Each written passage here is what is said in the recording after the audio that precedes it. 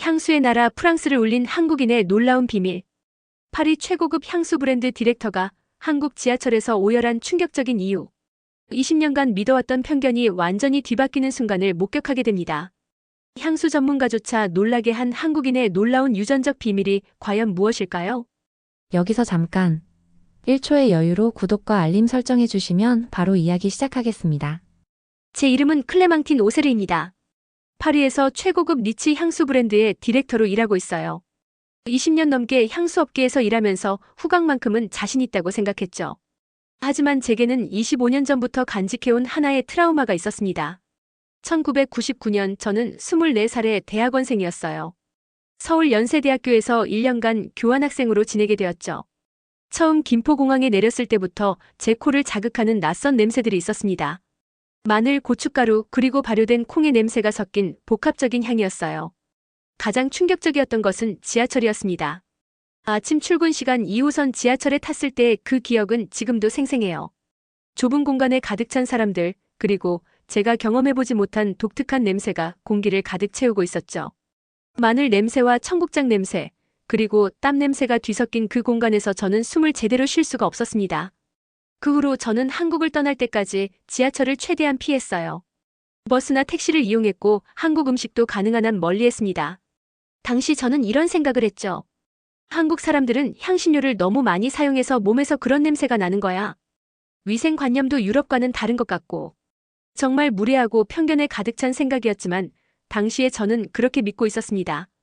파리로 돌아온 후에도 이 기억은 제 마음 한구석에 남아 있었어요. 아시아 향신료나 발효식품의 냄새만 맡아도 그때의 불쾌했던 기억이 되살아났죠. 향수 전문가로서 다양한 향을 다루면서도 유독 그 계열의 냄새만큼은 피하고 싶었습니다. 한국이라는 나라 자체에 대한 거부감도 생겼어요. 회사에서 아시아 시장 진출을 논의할 때마다 저는 항상 다른 나라들을 먼저 제안했습니다. 2024년 11월 회사에서 글로벌 향수 브랜드 컨퍼런스 참석을 위해 서울 출장을 가게 되었어요. 25년 만에 한국 방문이었죠. 인천공항에 도착했을 때부터 뭔가 이상했습니다. 기억 속에 그 냄새가 없었어요. 공항철도를 타고 서울역으로 향하는 동안 저는 계속 코를 킁킁거렸습니다. 예전 기억 속의 냄새를 찾으려고 했지만 찾을 수 없었어요. 오히려 공기가 매우 깨끗하고 상쾌했습니다. 아마 공항철도라서 그런가 보다라고 생각했죠. 진짜 충격은 서울 지하철 2호선을 탔을 때였습니다. 25년 전 트라우마가 생겼던 바로 그 노선이었어요. 출근 시간 10,000원 지하철에 몸을 맡겼는데 예상했던 냄새는 전혀 없었습니다. 오히려 은은한 섬유유연제 냄새와 깔끔한 비누 향만 느껴졌어요. 저는 당황했습니다. 25년 사이에 한국이 이렇게 변한 건가? 아니면 내 후각에 문제가 생긴 건가? 향수 전문가로서 후각은 제 생명과도 같은 것이었기 때문에 정말 걱정이 되었어요. 현지 가이드로 온 뷰티 저널리스트 이하늘 씨에게 솔직하게 물어봤습니다. 25년 전에 제가 느꼈던 그 독특한 냄새들이 사라진 것 같은데 혹시 한국에서 특별한 변화가 있었나요? 이하늘 씨는 웃으면서 대답했어요. 아마 선입견 때문이었을 거예요. 한국인들은 원래 채취가 거의 없거든요. 그 말에 저는 더욱 혼란스러워졌습니다. 제가 20년 넘게 간직해온 기억이 과연 정확한 것이었을까요? 이하늘 씨는 계속해서 설명해줬어요. 한국인들은 유전적으로 채취가 거의 없다는 연구 결과가 있다고 하면서 서울대학교 교수님을 소개해주겠다고 했습니다. 이하늘 씨의 소개로 서울대학교 의과대학 유전학과 최도윤 교수님을 만나게 되었어요. 최 교수님은 프랑스 파스테르 연구소에서 10년간 연구하신 분이었고 특히 인간의 채취와 유전자 관계를 전문적으로 연구하고 계셨습니다. 클레망틴 씨, 혹시 ABCC11 유전자에 대해 들어보셨나요? 최 교수님의 첫 질문이었어요. 향수 전문가였지만 유전학은 전혀 모르는 분야였죠. 교수님은 친절하게 설명해 주셨습니다. 인간의 채취는 주로 아포크린 글랜드라는 땀샘에서 분비되는 물질이 피부 박테리아와 만나면서 발생합니다. 그런데 ABCC11 유전자의 변이가 있으면 이 아포크린 글랜드의 활동이 현저히 줄어들어요. 결과적으로 채취가 거의 나지 않게 되죠. 더 놀라운 것은 통계였습니다. 한국인을 포함한 동아시아인의 80%에서 95%가 이 유전자 변이를 가지고 있어요. 반면 유럽인은 단 2%, 아프리카인은 3%에 불과하죠. 저는 충격을 받았습니다. 제가 평생 믿어왔던 것과 정반대의 사실이었거든요. 그럼 한국인들이 원래 채취가 거의 없다는 말씀이신가요? 교수님은 고개를 끄덕이며 계속 설명해 주셨어요. 게다가 한국인들의 생활 습관도 채취 억제에 도움이 됩니다. 실내에서 신발을 벗는 문화, 자주 목욕하는 습관, 그리고 채소와 곡물 중심의 전통 식단까지요. 이 모든 것이 박테리아 번식을 억제하고 채취를 줄이는 데 기여하죠. 그럼 제가 25년 전에 맡았던 그 냄새는 대체 뭐였을까요? 제 질문에 교수님은 의미심장한 표정을 지으셨어요. 한번 확인해 보시겠어요? 클레망틴 씨와 가족분들의 유전자 검사를 해보면 답을 알 수 있을 것 같은데요. 저는 즉시 동의했습니다. 25년간 저를 괴롭혀온 의문을 풀고 싶었거든요. 교수님은 제 구강 점막 샘플을 채취하시면서 프랑스에 있는 오빠 앙투안의 샘플도 받을 수 있는지 물어보셨어요. 가족력을 확인해보고 싶다고 하시더군요. 일주일 후 유전자 검사 결과가 나왔습니다. 최 교수님 연구실에서 결과를 듣는 순간 저는 말문이 막혔어요. 클레망틴 씨, 검사 결과 당신은 ABCC11 유전자 변이가 없는 2%에 해당하는 유럽인입니다. 즉 아포크린 글랜드가 매우 활발하게 작동하고 있어요. 교수님의 말씀을 듣는 순간 머리가 하얘졌습니다. 더 충격적인 것은 오빠 앙투안의 검사 결과였어요. 확인차 보낸 오빠의 샘플도 같은 결과가 나왔죠. 남매 모두 강한 채취 유전자를 가지고 계시네요. 유럽인 중에서도 특히 채취가 강한 편에 속할 것 같습니다. 그 순간 25년 전의 기억이 새롭게 해석되기 시작했어요. 한국 지하철에서 맡았던 그 불쾌한 냄새, 그것은 한국 사람들에게서 나는 냄새가 아닐 수 있다는 겁니다. 바로 제 자신에게서 나는 냄새일 수 있다는 것. 당시 저는 프랑스에서 가져온 향수를 매일 뿌렸고 유럽식 식단을 고집했어요. 치즈, 육류, 마늘이 많이 들어간 음식들을 주로 먹었죠. 게다가 한국의 습한 날씨에 적응하지 못해 땀을 많이 흘렸고요. 제가 혐오했던 그 냄새의 원인이었다는 말씀인가요? 목소리가 떨렸어요. 교수님은 조심스럽게 고개를 끄덕이셨습니다. 아마도 그럴 가능성이 높습니다. 좁은 지하철 공간에서 강한 채취 유전자를 가진 외국인의 냄새가 더욱 부각되었을 거예요. 20년 넘게 한국과 한국 사람들에 대해 가지고 있던 편견이 한순간에 무너져 내렸습니다. 제가 얼마나 무지하고 오만했는지 깨닫게 되었어요. 한국 사람들이 아니라 바로 제 자신이 문제였던 거죠. 교수님은 저의 충격을 이해한다는 듯이 말씀하셨어요. 이런 오해는 문화적 차이에서 비롯되는 경우가 많습니다. 중요한 건 이제 진실을 아시게 되었다는 거예요. 그리고 덧붙이셨죠. 클레망틴 씨, 이번 기회에 한국의 무치 문화를 제대로 경험해 보시는 게 어떨까요? 전북 남원에 특별한 분이 계세요. 박봉래 할머니는 78세에 농부셨습니다. 평생 탈취제나 향수를 사용한 적이 없다고 하셨어요. 최 교수님과 함께 전북 남원의 작은 마을로 향하는 길에 저는 반신반의했습니다. 정말 냄새가 전혀 나지 않는 사람이 있을까 싶었거든요. 할머니를 처음 만났을 때 저는 놀랐습니다. 하루 종일 밭일을 하신 후인데도 전혀 냄새가 나지 않았거든요. 오히려 햇볕에 말린 빨래 같은 깨끗하고 자연스러운 향기만 느껴졌어요. 할머니, 어떻게 이렇게 냄새가 안 나실 수 있어요? 제 질문에 할머니는 환하게 웃으셨어요. 냄새가 나야 할 이유가 있나? 깨끗하게 씻고 자연스럽게 살면 되는 거 아닌가?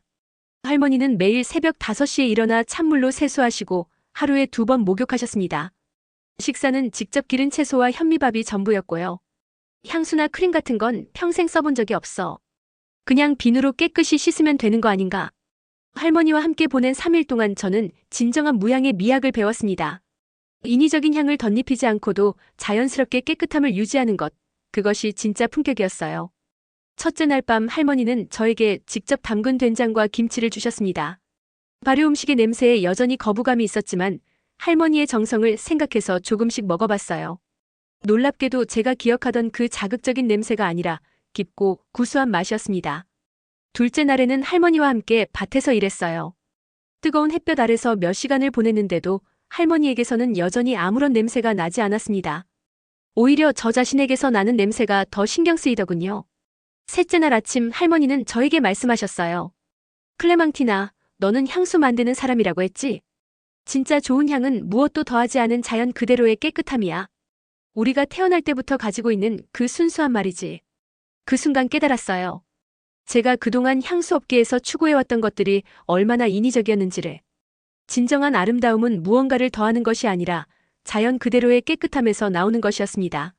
서울로 돌아온 후 저는 최 교수님과 함께 연구를 시작했습니다. 한국인의 무치 유전자를 기반으로 한 새로운 향수 개념을 개발하고 싶었거든요.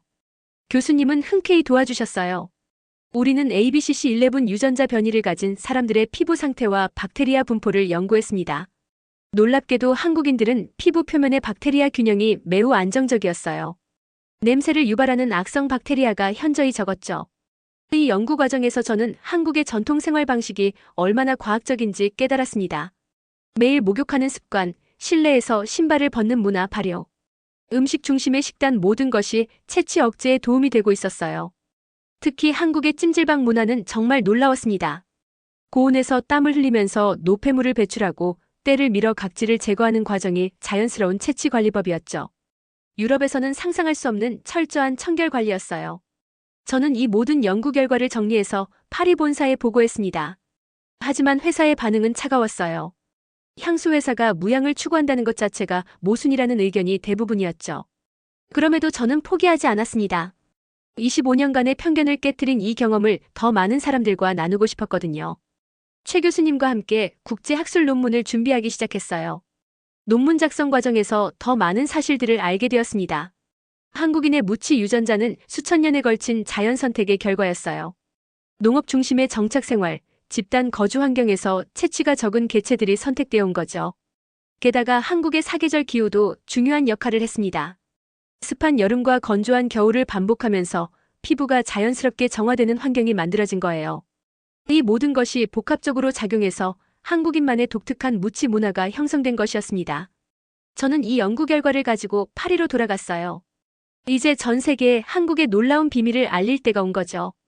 파리로 돌아온 후 저는 큰 결심을 했어요. 2025년 3월 파리 국제향수 포럼에서 제가 경험한 모든 것을 발표하기로 한 거죠. 이 포럼은 전 세계 향수업계 관계자들이 모이는 가장 권위 있는 행사였습니다. 발표 준비를 하면서 저는 많은 고민을 했어요. 제 개인적인 편견과 실수를 공개적으로 인정해야 했거든요. 하지만 진실을 알리는 것이 더 중요하다고 생각했습니다.